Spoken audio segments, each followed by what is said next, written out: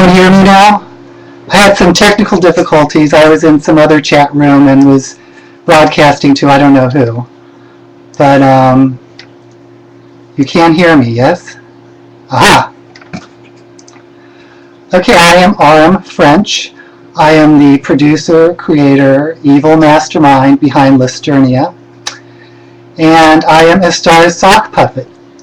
And I'm kind of surprised I'm doing this because I like to be behind the scenes and not really let my real self sort of overlap with the person I project, which is Astara.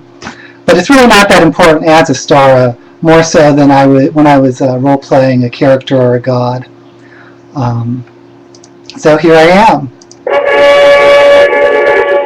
And I have some sound effects from Jim Cramer's Mad Money storyboard. So anyway, show you my Lusternia swag. I have my mouse pad, my coffee cup, makes everything taste better,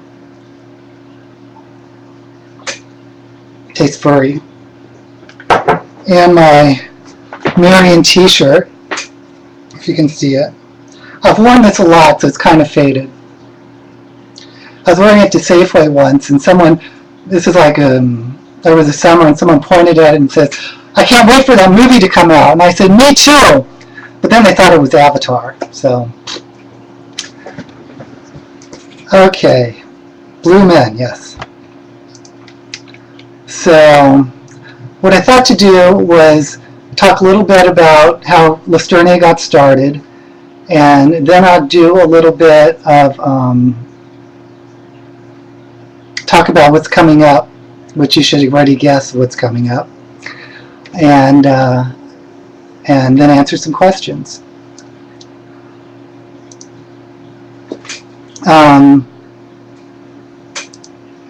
Someone's curious about Rourke. Maybe he'll do a broadcast next time, because he's into. I think he did some radio talk shows, so he'd be really into this. I'm sure. And if my voice gives out, I apologize.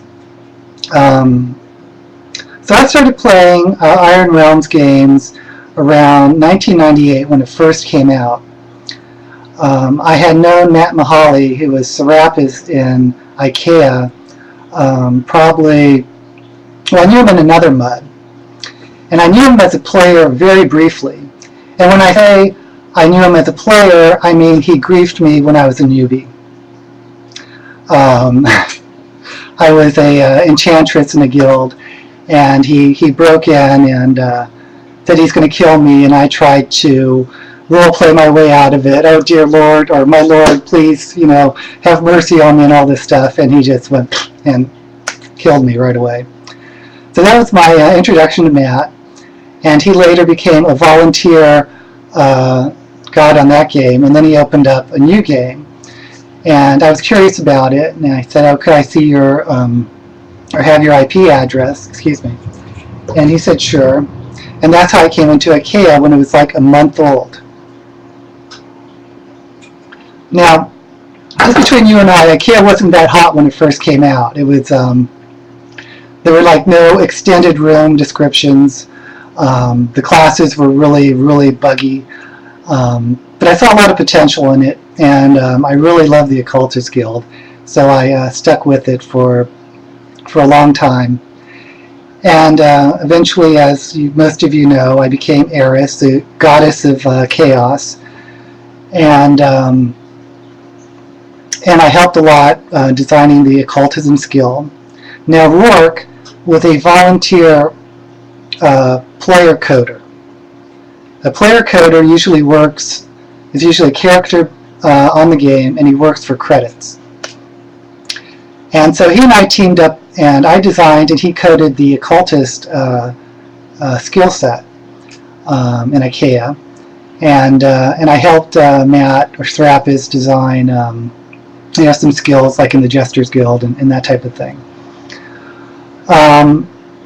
And he had said, well, we're thinking about splitting off a new game. This was after Atolia. So Rourke and I applied for that, and we lost it. It went to Jeremy. Damn him. And that became Empyrean. But then Matt came to me and he said, well, he gave me a couple different options or offers that I could do to continue with the camp or with that group. And one of them was, he says, well, you can design your own game from the bottom up. And I said, yeah, that's what I want to do. So that's how I went about doing Lusternia. Here's one of the original game documentations. Has all sorts of neat little graphics, different archetypes, a couple archetypes you've never seen. Whew.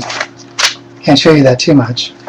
And when I mapped it out, what we did was we got a basic copy of IKEA and we nuked everything, and except for a couple of essential game rooms, and then I built Lusternia around that. And people don't believe me when I did this. I'm going to